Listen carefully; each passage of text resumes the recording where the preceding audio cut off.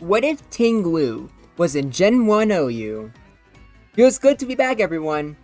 Showdown was down for a little bit, but we're back, and we have another Treasure of Ruin. Chi-Yu and Lo Qian will probably soon, but for now, we have Ting. When I went over Qian Pao, I had a big rant about just my distaste for Gen 9 Pokemon, how they were designed. I don't think Ting was that bad, though. Really strong, and its ability is very busted, but it's definitely worse. And there's no question that Ting would definitely be really good in Gen 1. And just for a comparison, let's actually look up the two Pokemon it should be compared to, Snorlax and Rhydon. So, starting with those HPs, you have the exact same attack, but your HP is almost identical, but you're faster than Snorlax. Your special attack isn't as good, but your defense is way better. Not to mention your special defense at 80. Not even that bad. Not even that bad. Also, to stab Earthquake, not as good as stab Hyper Beam, but I would argue just for the most part better. And then Rhydon, you have much higher HP. You don't have as high attack, but you have higher defense. But you don't have that rock typing. But instead of a rock typing, you have the dark typing. So you're just immune to Psychic altogether, along with being immune to Thunderbolt and Thunder Wave. It's an excellent trade-off, and one that I think is much better. So it's because of how high your HP is, and with your defense being almost identical, you're basically resisting normal moves anyways. Like, for example, you see Substitute on here, and if there's a sub, Tauros can't actually break it with a Body Slam. And if Tauros can't break something with a neutral hit, yeah, that's a good sign that you're just really darn tanky. Now, I think the stats and the typing alone would be enough to where this guy would... Honestly, yeah, I think he would just be better than Rhydon. Doesn't hit as hard, but the stats don't lie. I don't think Rhydon loses the entire niche, because... Or it depends. Because that rock typing... I'm pretty sure you're beating Zapdos anyways, but... Rhydon still has a better matchup against Zapdos, because even though there's Rock Slide on here, he doesn't actually get stabbed on it like Rhydon does, and Rhydon doesn't even use it that much. A lot of times, it'll just go for a Leer instead of Rock Slide, since Zapdos isn't hurting you anyways, so you might as well go for a Leer, so that everything's more threatened, or so that you can just beat Zapdos with Body Slam. But Tingle in that resisting Drill Peck is really annoying. And to be honest, I don't even think you use Rock Slide. I don't think you use Hyper Beam either. I honestly think Rest is a lot better here. So, Rhydon I feel like would still be good, because he does beat Zapdos better, and it's just more threatening offensively. Not to mention, if you do give Ting Rest, and if this becomes a standard set, I do feel like you would be using him a lot differently from Rhydon, but it's hard to tell. Like, I really would not be surprised if Rhydon felt underused. To ask for why, I would rather use Rest instead of Hyper Beam or Rock Slide. Even if, like, Zapdos is annoying a little bit, it's nothing you can't really handle, especially if you have Rest and Substitute. Actually, when you put it like that. Yeah, Rhydon probably isn't just doing anything, really. But Rock Slide it sounds nice in theory for coverage, but outside of Zapdos exactly, Earthquake and a super effective Rock Slide hit about as hard anyways. You would rather go for Earthquake since it's more accurate. Body Slam is just a nice move just to fish for paralysis on things. And with how bulky you are, you can definitely fish for those. Substitute means that a neutral Body Slam from basically everything, which is always kill.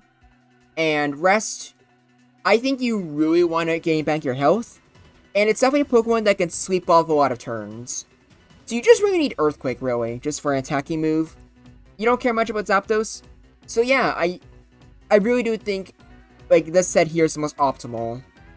I didn't use it for the replays. For the replays, I just had Rock Slide for all of them. So keep that in mind. I'm going to explain why a lot of these matchups aren't anywhere near as bad when we go over them. Starting off with the boy himself, Tauros. This isn't really one of them though. Wizard, honestly, Tinglu tanks really well. As you see there, well, a crit always breaks, that's always annoying. But a crit on Tinglu is also pretty devastating. I forgot to mention it, but because of you having a 45 speed, you're faster than Slowbro and Snorlax. And that's especially relevant for Snorlax, I would say. Being able to outspeed and go for a substitute immediately. But yeah, Tauros having crits, it's very annoying. As you can see there, single body slam doesn't actually break it. I don't know what's wrong with the crits today. It's crazy. Like, look at that. It was everywhere. But I would say this match is probably could go either way. Tauros statistically is more likely to win, but I don't think Tauros risk it. Unlike Rhydon, it's most likely a 3-hit KO. Now, Tinglu going for substitute immediately is very annoying, but take this replay in particular with a grain of salt, because this is one of the ones where Snorlax goes to Reflect, which Snorlax doesn't always have, and way more importantly, like I said, I'm pretty sure Rest and Sub is the most optimal play, and if that's the case, Snorlax can't just force Tinglu to whittle itself down by using Substitute. But even then, Snorlax with Reflect still has Rest, so I could not predict who would actually win this most of the time. Nor am I willing to make a replay where they're just resting off each other. That just sounds miserable. It doesn't really matter, because without Reflect and it's just a physical Snorlax set, you better bet your butt that Tinglu is destroying everything. And with Reflect, it's very annoying for Tinglu. But since it has a better crit rate, I think it would ever so slightly win 1v1s more, but I couldn't tell you. And Amnesia Wax, Tinglu probably dies. Even with the substitute, it's not going to save you too much, because Snorlax usually goes for Ice Beam, not Blizzard, so I don't really know what you really do here.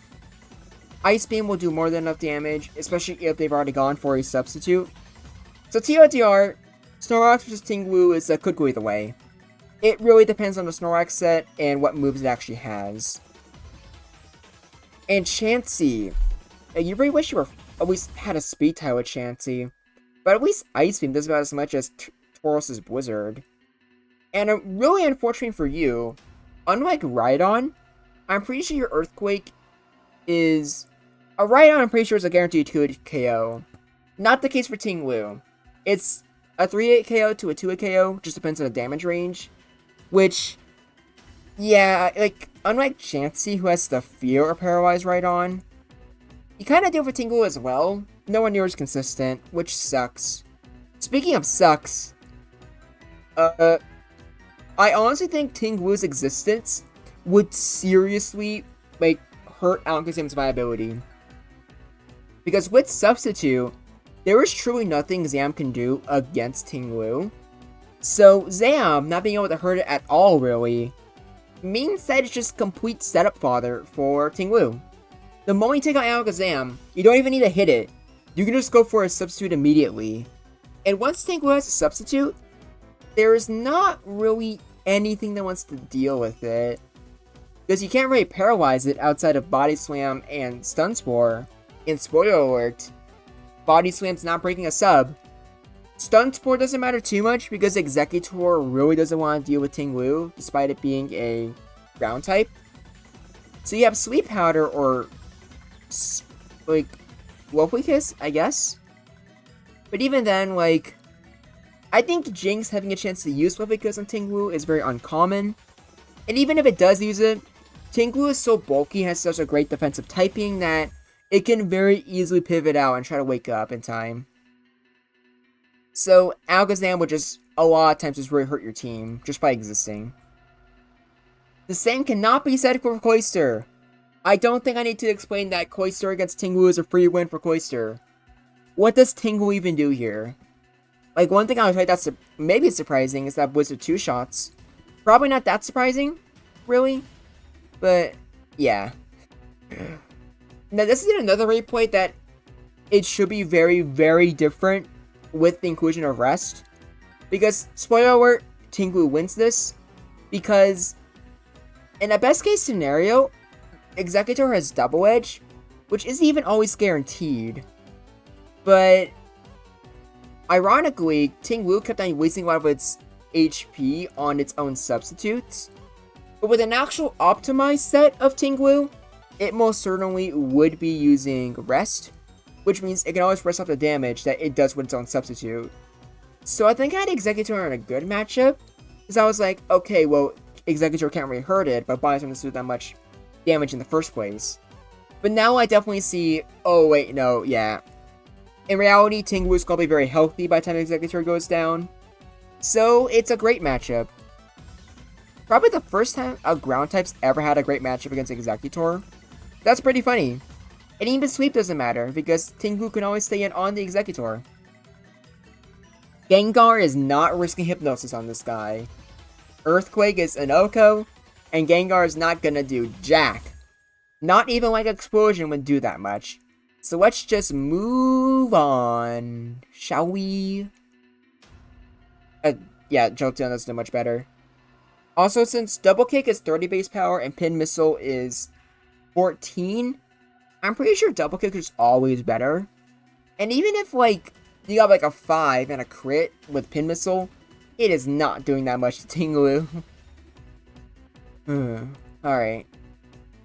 Next up, we have Jinx. And Blizzard hits really hard. It's a 2-shot. So you don't even need Spore. Or not Spore, I mean Lovely Kiss. I think just the risk of a crit alone seriously threatens Ting Wu. But you do enough damage where if Jinx is paralyzed, Ting Wu can seriously threaten it. So I think I'm going to put the matchup in bad, but not unwinnable. And right on, you just 2-shot very easily. And you're only 4-shot in return. Holy crap. That's the strongest non-boosted physical move in the game, by the way. Yeah, actually, now that I think about it, outside of Submission from like a Machamp or something, is this just like Skarmory in like Gens 2 and 3 but better? Or it basically is not weak to a single like physical move that matters? If so, that is actually insane. I didn't even think about that till right now. Next up is Slowbro, and what do I even say here? Like, I guess something that's surprising is that even with a single Amnesia boost, it's not actually enough to kill Ting Wu. And I guess since Ting Wu is faster and can't get paralyzed, it could get a lot of hits in, but Slowbro can go for rest. Now that I'm looking at this again, I think that needs to be put in the bad matchup, but not unwinnable. It's weird. And Starmie is also kind of a weird one, because despite how strong Starmie's Blizzards are, it's barely a 3-hit KO. And Earthquake is a 3-hit KO as well. So I wouldn't bet my money on winning, because freeze and crits are everywhere with Starmie. But if it's paralyzed, it's not unwinnable. Technically. But you still need to get pretty lucky for it to happen. And last but not least, we got Zapdos. This Ting Wu is using Rock Swipe, it doesn't matter too much. Rock Swipe it's still not bad. It speeds up the process a lot, but I don't think it's very good. Earthquake does just as much, if not more, to Jinx. You're not beating Cloyster anyways. Just go for Rest and Substitute instead. But anyways, here is the tier list. We gotta move some of these. I think this needs some... Honestly, Rhydon should also be moved to Great. Now that's how that's actually a 4th. Slowbro can be moved to Bad. And I guess depending on how you look at it, you could maybe put... Or no, you can't put Snorlax in Good. Or maybe. With Snorlax going... Okay, so if Tinko has Rest, would that put Snorlax in Good? I don't know if it would, but I'm just gonna put it here because it just makes it look nice in the tier list. Yeah, now that I'm looking at this again, I'm thinking Ting Wu, just like Xianpao, would be Ubers. It just seems like obviously Cloyster can handle it, but I think it's just way too strong defensively. Literally, and I do mean literally, everything in great matchups just can't touch it, period. And that alone is terrifying. It has way too many opportunities to switch in, go for a sub. And once it goes for a sub, even some of its best counters, like Starmie and Jinx, still have some things to worry about. Like, Ting Wu can still fight back against them. So, I have no idea how Chi Yu's gonna do. Mo Qian's probably gonna suck, even with the signature, unfortunately. But I'm curious. So, what do you think? Do you think Ting Wu will be too much for OU? Do you think Qian Pao is better than Ting Wu in a Gen 1 environment? Do you think Wo Qian has any chance with or without a signature? Let me know in the comments below. But until next time, this is Groundback, and I look forward to hearing from you.